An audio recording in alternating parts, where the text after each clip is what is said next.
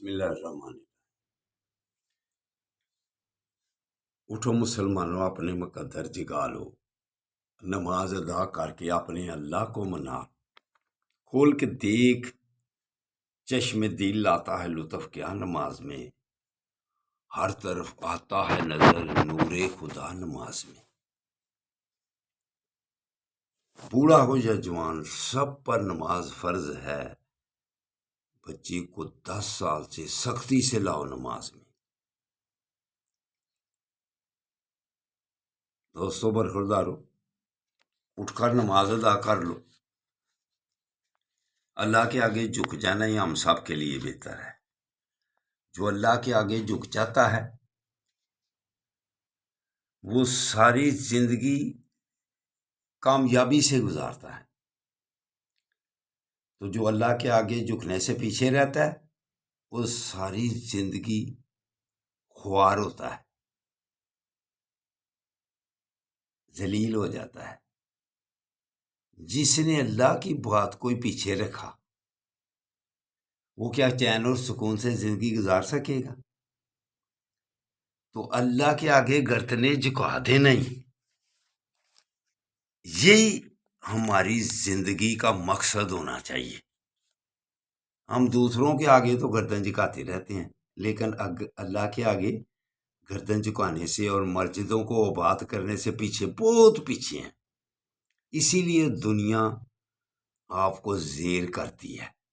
دوستوں برخوردارو، اللہ کے حکام ماننا اور اللہ کے آگے سجدہ ریز ہونا، مسجدوں کو آباد کرنا، اسی میں ہماری بہتری ہے۔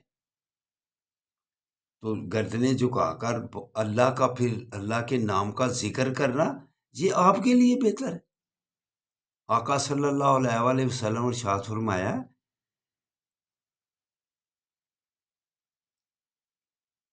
یا معز، اللہ کے نام کی تسبیح کیا کرو، پھر لوگ دنیا میں آپ کی عزت ہوگی۔ ہم اللہ کے آگے گردنیں جھکانے سے ڈرتے ہیں، مسجدوں کو آباد کرنے سے ڈرتے ہیں، خوف زدہ ہیں۔ دنیا پھر آپ کو زیر کرتی جا رہی ہے۔ دیکھو فلسطین میں کیا ہو رہا ہے۔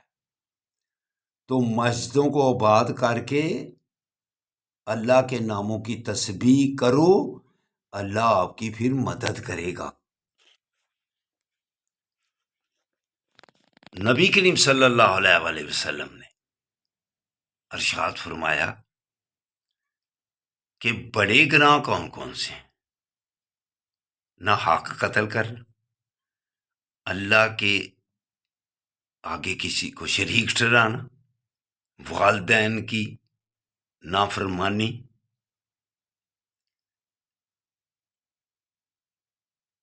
تو ان کاموں سے بچ جاؤ۔ اگر ان کاموں سے آپ بچ جائیں گے تو انشاءاللہ تعالی آپ اللہ کی نظروں میں معزز ہوئیں گے اور مخلوق کی نظروں میں بھی معزز ہو جاؤ گے۔ علامہ اقبال بھی کیا خوب فرماتے ہیں، سکھائی فرشتوں کو آدم کی تڑپ، اس نے آدم کو سکھائی ہے آداب خداوندی۔ تو اگر آپ آداب خداوندی سے پیچھے ہیں، اللہ کے آگے گردنیں جھکانے سے پیچھے ہیں، تو پھر کیا زندگی ہے آپ کی؟ دوستو، اگر آپ نے غالب رہنا ہے نبی کریم صلی اللہ علیہ وآلہ وسلم کے فرمان کے مطابق، تو پھر اللہ کے آگے گردنی جھکانی پڑیں گی، سجدہ ریز ہونا پڑے گا، پھر آپ غالب ہوں گے دشمن پر۔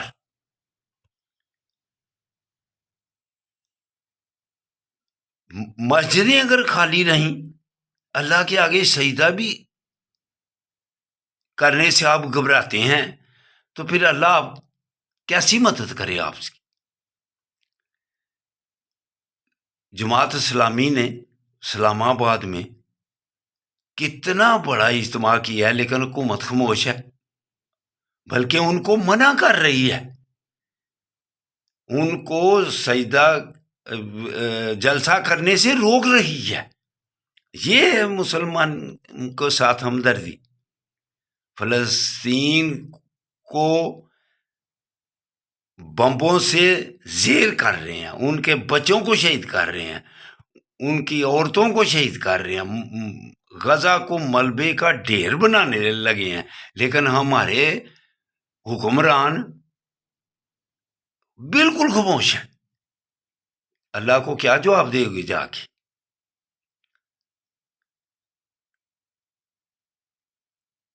آج ان کی مدد کر لیں، پھر اللہ کے آگے سرخرو ہو جاؤ گے بڑو، آپ کے پاس کوئی جواب ہوگا پھر؟